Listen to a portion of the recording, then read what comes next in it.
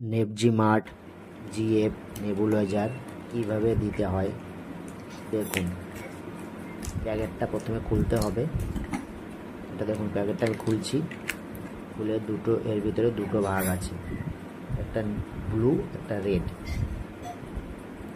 Blue আর red দুটো packet আছে। দুটো প্যাকেটটা খুলতে হবে। আমি খুলছি, দেখুন।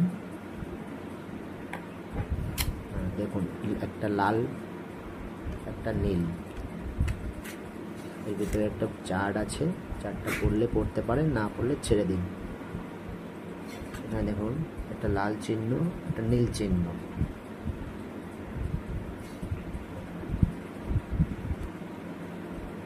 দেখুন, লালটা বের করতে হবে। এখান থেকে একটা অ্যাম্পুল নিতে হবে। একটা লাল অ্যাম্পুল